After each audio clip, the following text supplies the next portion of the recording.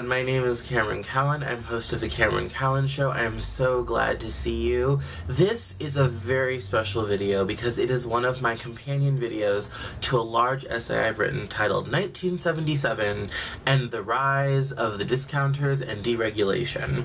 This essay is something I'd worked on for quite a while. I had been thinking about deregulation and I had been thinking about all these different things, and it was very difficult for me to find the proper resources that I really wanted in like one central location to be kind of like how this all started and what it matters and all those types of things. So I gathered all these different resources together that I found, and I wrote this kind of holistic essay. I picked 1977 because it was a pivotal date. It was the first time the president got on TV and told us we need to curb our consumption of oil due to the juggling oil prices of oil from OPEC. It was the last time wages grew for workers in the United States, and it was a halcyon year in time. There were some trends that led up to it. There were some important things that happened after it. It kind of was that real big moment that was like, look, the world is changing. The world of the late 70s was crazy anyway. Crazy high inflation rates. It was good to have a savings account back then, but really really high interest rates. There was lots of, we kind of had the beginnings of household debt as people were financing their lifestyles. Prices had increased dramatically, so much so they actually started keeping track of like grocery index pricing in 1980. All types of different things were changing, and economically, mills were closing, plants were closing, jobs were moving, trade deals had happened, the Bretton Woods system had fallen apart in 1972 with Nixon taking the dollar off the gold standard. All types of things had happened in 1977, and this ultimately led to an environment of deregulation where we deregulated taxi prices, we deregulated airline tickets, trucking, all types of things that the government had kept a pretty tight control on using its interstate commerce power. Over, as the decades had gone by, the government really, in an effort to stimulate the economy using the new laissez-faire free market neoliberal argument, to try and stimulate economy and competition. And we all know what happened. Now, you might be wondering, now why do I talk about discount stores? They certainly aren't new, and I discussed that in the article. The five and dime store is not a new concept in 1977, but what had happened in 1977 is retail as we knew it had begun to change. Stores that bought the stock of department stores, like Loehmann's and Ross, had begun to crop up. Walmart was really starting to hit its stride in the mid-70s, and the ability for a discount store to deliver the lifestyle Americans were familiar with at far lower prices and also pay their workers very low wages was something that really took off in the late 70s.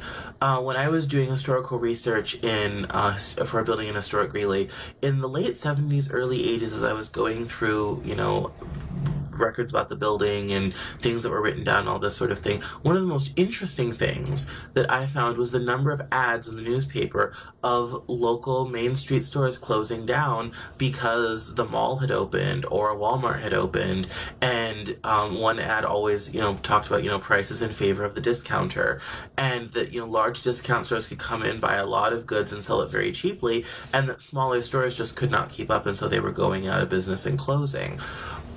So in the late 70s, we moved from kind of locally owned businesses to large retail businesses. Not that the department store didn't already exist, but small mom and pop stores were able to, especially in small towns, exist alongside department stores. By the early 80s, this trend was becoming irreversible, and Main Street started to hollow out. That's why in the 80s and 90s, you also had the rise of historical districts and trying to bring in businesses that would fill those empty spaces in those empty shopping districts, because American shopping habits had changed. The retail conversation had gone from the mom and pop store on Main Street to the Walmart, the Kmart, all this type of thing. And now even a lot of those stores are not doing well because now the retail conversation has moved online. So, and we're kind of seeing the same thing again. And I'm not trying to bemoan change or that change isn't happening, all this this type of thing, my focus on the essay is the fact on wages.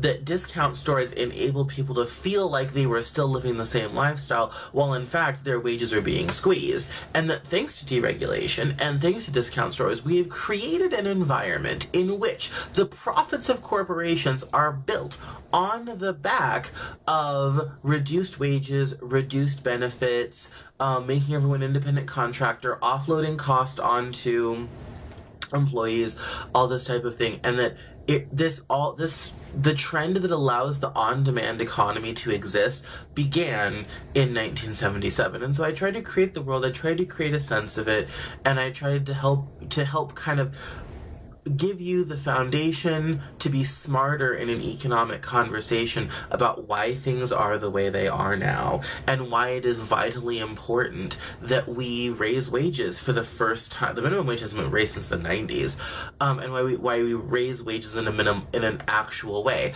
If wages had kept up with the rate they had increased before 1977, the median household income in this country would be $96,000. That's a far cry from the 47 it is at present. So I think it's important that we have these conversations. It's important that we understand where we came, why it was important, and why the mid-70s was that really crucial time where the economy really and radically changed, and how dollars flew out of our community, how they flew overseas, and most importantly, why trickle-down economics does not work.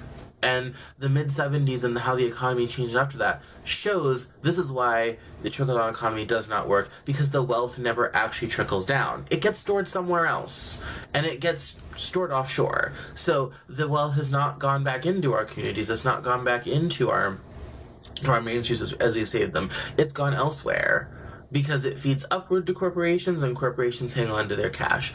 And so in that way, the wealth is not trickling down, and it is not moving.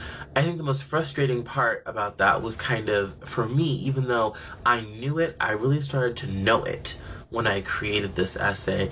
And it was really kind of sad to, watch the appeal of neoliberal economics, especially, coming out of places like Chile, where it had been tested, all this sort of thing. And then to be sitting here almost 40 years later and be like, oh my God, if you only knew, you know not what you do. Like, if people could understand, we're going to have the financial crisis, we're going to have all these problems, we're going to have the dot-com bust, and it's not worth it. It's not worth it to have an economy where people can work a full-time job and they cannot afford a one-bedroom apartment. And that, sacrificing the economy then for, sacrificing the future for the economy then was just not a worthy compromise.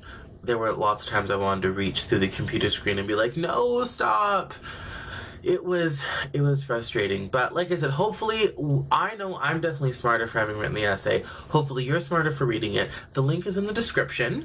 I'm sure you have comments, concerns, rants, all types of things. I'm easy to get a hold of. You can write in email at CameronCowan.net.